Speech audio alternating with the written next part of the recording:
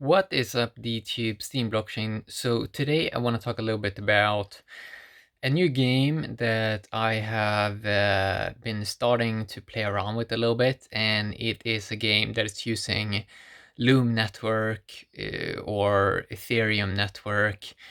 So it is called Sorare.com, or maybe you say Sorare.com, but I think how it's supposed to be pronounced is so rare, so rare. At first, when I looked into this game, this is a fantasy football game where you're collecting cards of players from big European football leagues, and then these cards. So they have a game. They have a fantasy football game called. Let's see. I have my other phone here. SO5 Fantasy. So you pick five. You need 5 cards that you buy on the market. Real Ethereum ERC 721 token, I think it is. Real cards that you own. You pick 5 of those, and you select 5 for each week, and then they compete in tournaments. And the cool thing about these cards that is of real European football players, and this is licensed cards from the teams themselves.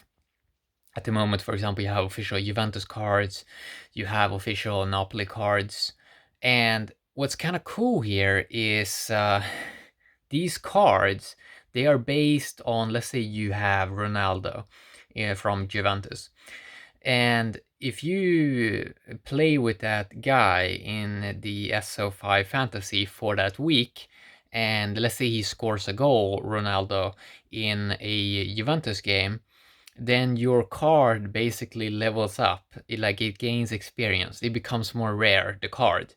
So I bought a few players.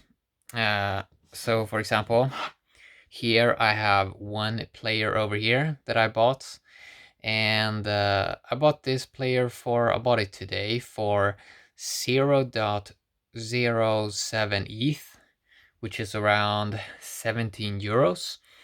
And then I bought another player here, Milik, and I think I paid a little bit more here for him. I think it was, yeah, 0.092 ETH. And I also bought another one. Let's see. Yeah, I bought another one here that was my most expensive one at the moment. Now, what's kind of interesting here is, so you may wonder, like, how many of these cards does exist? So for example, this red card over here, this is called a rare card.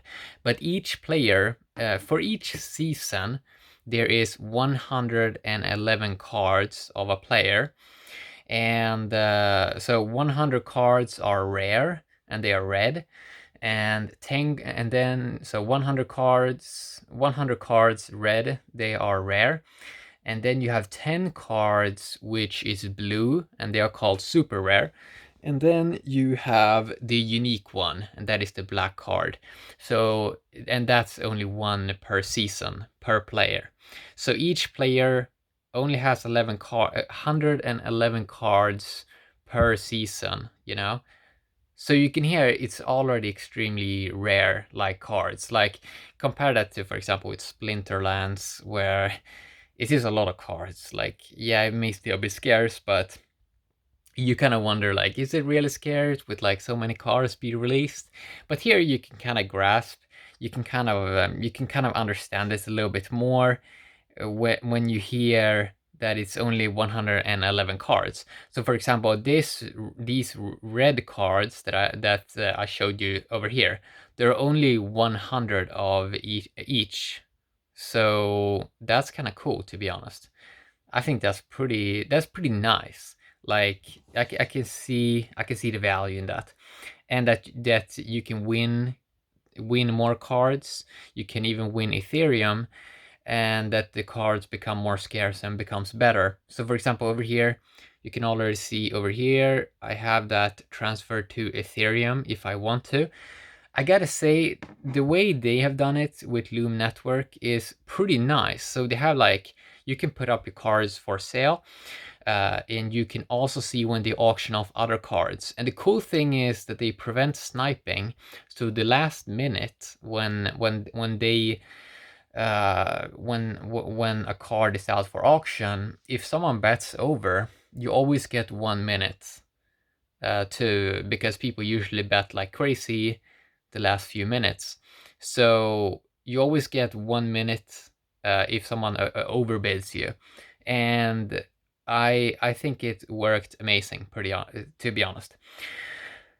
So yeah, I'm really looking forward to this game. I mean, it's pretty cool having utility and doing that with football, because football is such a huge sport, and it's kind of cool if you can connect it with the crypto and like the blockchain community.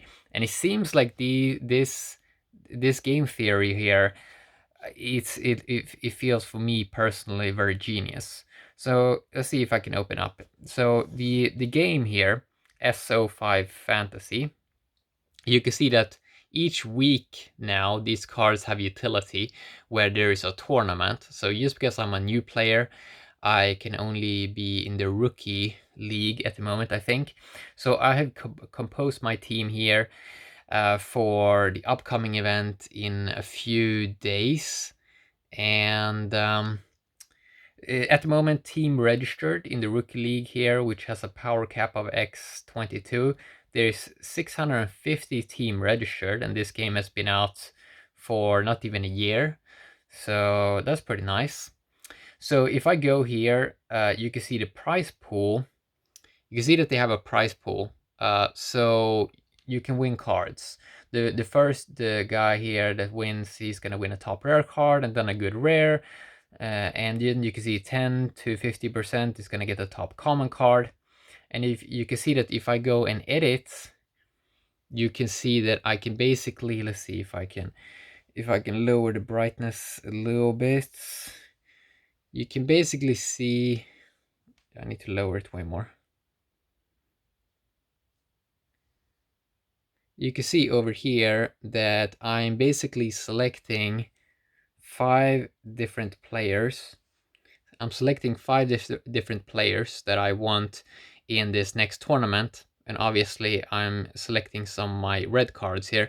What I like about this game is that they've made it so when a person signs up, you get, I think, around 10 common cards. It may be a little bit more. You get a few common cards, which means that you don't have to, so you can get an account fast and you don't have to pay. And these common cards, you can't sell them, but you can compete in tournaments with them, which is pretty nice. So that's kind of cool. So yeah, I mean, I think this has potential, because it's like, I have personally seen this work like virtual game experience. So I was one of the early guys in EOS Dynasty that launched May the 20th, I think, 2019. And they use a smart contract on top of EOS Dynasty, and they fixed a few things that the EOS Knights kind of struggle with. So, for example, gave you a token, so you get daily EOS dividends at the moment, and and I've had this experience now for almost a year of be able sorry of be able to sell virtual items like in-game items on the EOS blockchain, and experiment with that market. And I gotta say, it kind of works pretty amazing, and it's pretty addictive, to be honest. So I can see. So I've seen the success with the EOS Dynasty, uh, and imagine when you improve the game theory just a little bit, like it can really go high. And I don't think this like, and I saw this game like a week ago, and I was like, whoa, this really seems like it's gonna take off, because I don't think, to be honest, first I was a little bit skeptical on top of it. I was considering, do they really know what they're doing? But it seems like they really know what they're doing here. It seems like they kind of know a market fit. And that's one of these things with this like crypto industry. Like Some things take off, some things work, and some things just don't work. And I don't think all games are gonna be working if you like try to tokenize everything, because you have to know your audience, and you sort of have to make it fun, and a lot of people are not just good at making something fun. But here it seems like you have something really interesting going here. So these cards can level up, you know, they can become more valuable, and these cards do work in, let's say you buy a player, like I bought a few players that are like age 25, age 24 for 20 euros, 30 euros, 40 euros. And these players, they're gonna work in the future. They work in the next season also. You don't have to buy the current season. Like if you own a card of a player from last season and they're still playing in the same team, you can still use that card and have utility with that. That is what I love about this, because it's like, yeah, it's really cool. Uh, it's really cool when you add that utility. I mean, it's really, really fascinating. And consider if you find even better ways in the future to even improve the game theory more. And the only way you can improve the game theory more in the future is to see how people are interacting with something, and see what kind of improvements you can do by listening to what people like and what people don't like. So personally, when I've been playing around with this, it's been fun. Like I look at it like, when I try the app, is it fun? Do I feel I get the utility? Do I feel like they know what they're doing? And I really feel like they sort of know what they do here. It seems, yeah, it really seems very spot on. And it's so cool how it's like officially licensed card as well. Like they have an official license from the team themselves. That is just fascinating. I think that is so cool. And it really works amazing with, like, when you're bidding and using Ethereum. And I think it works amazing. Like, Ethereum is really, really amazing to do something with like this. Like, it's so cool. I also love, like, it's high graphics. It looks professional. uh yeah, it really looks like they put a lot of effort into making it feel very professional. And I think that that is one thing that's like super important, like great graphics, looks professional. uh they seem to have a quite a vibrant community and like very passionate people. And it's also very cool how this can like grow the crypto industry in many ways by introducing crypto to more people. And you know, have fun with it. I'm really curious to see how this is going to play out. Yeah. So that's what I want to talk a little bit about today. So I bought 3 cards, rare cards. I'm probably gonna keep buy some more cards, to be honest, because you know, I see the utility. And it's kind of fun to also be in something that helps grow stuff, you know. Yeah, so Sorare or Sorare.com. That is basically the website. They're up right now. They're auctioning cards every day. People are selling cards. New clubs are being rolled out that they come to the platform. So at the moment, Premier League and La Liga, they don't really have that many players or clubs involved. But I think that they're gonna roll out more and more gradually. But it's really cool how Juventus and Napoli players that you already can get those. Yeah, it's gonna be interesting to see if this really can grow to something amazing. I think so, because it's like it's fun. And if something is fun, it sort of seems like it's gonna grow, you know. So yeah, it's an interesting time. This is a very interesting year, to be honest, with the Bitcoin halving, DTC coming this summer, and a few other things that's kind of interesting. And also how you have, I saw a news story about, you know, Samsung doing 16 gigabyte smartphones with RAM.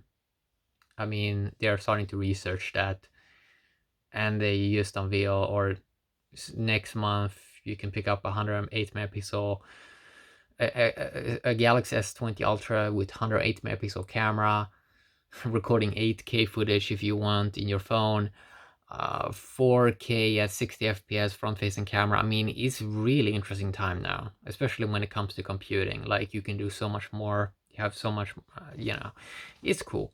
So yeah, this may become one of my favorite apps, to be honest. I think people really love collecting things, and it's a very unexplored territory. At the moment, my top 3 games is EOS Dynasty, Sorare or Sorare, and Night Story. Night Story just launched in December 2019, and they're using OpenSea. You can trade the Night Story is like is an innovative version of US Nights, so much better in like game theory, and I love to study game theories. They still have a few problems. For example, if you want to generate an item, or if you want to create an item so you can sell it on the market, it costs a little bit too much, but I think that they're going to solve this eventually in the future. It's a very interesting time, to be honest. It's going to be interesting to see how much you can tokenize, and some industries are probably going to be better for it. Some are probably going to be worse. Yeah, trial and error.